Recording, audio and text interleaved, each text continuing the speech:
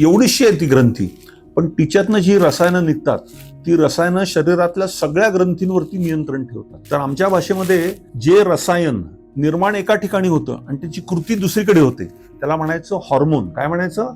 Hormone. Hormones हा शब्द मी वापरताना आता उदाहरणार्थ पिट्युटरी ग्रंथीचं एक रसायन थायरॉइड ग्रंथीवरती नियंत्रण ठेवतं. दुसरं रसायन स्त्रियांना मूल झाल्यानंतर स्तनातनं दूध येतं त्याच्यावरती नियंत्रण त्याचं असतं. तिसरं बायकांची पाळी, नियंत्रण वर्णच.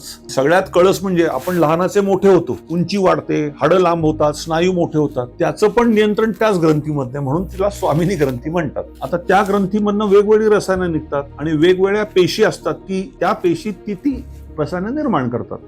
तर तुझ्यामध्ये काही दुर्भाग्याने, आता का होतं माहित नाही कोणाला, अचानक काही पेशीने ठरवलं की आपण मेंदूचं ऐकायचं नाही, आपल्याला पाहिजे तितकं रसायन निर्माण करायचं, म्हणून तुझं वजन वाढायला लागलं, अंगावरती पुरळ यायला लागलं, तुझा रक्तदाब वाढला, रक्तातली साखर वाढली, ज्याला डायबिटीस म्हणतात. हे सगळं व्हायला लागलं एवढ्याशा ग्रंथीमुळे. तर ती ग्रंथी म्हणण्यापेक्षा ग्रंथीतल्या गाठीमुळे, त्या गाठीचे काही तुकडे काढलेले आहेत. आता जे दिसते त्याचं काही फार अगदी छोटं राहिलंय, पण ह्याला पुढे उपचार काय करायचे हे त्या फक्त MRI वरती ठरत नाही. तर तुझ्या हॉर्मोन्सचे नवीन अभ्यास काय आहे त्याच्यावरती आपण निर्णय घेणं आवश्यक आहे. तर आपण त्या हॉर्मोनच्या डॉक्टरना भेटूया आता, त्यांना म्हणायचं एंडोक्रायनॉलॉजिस्ट, आणि मग आपण ठरवूया काय करायचं. ठीक आहे, आजच्याच करूया आपण ते.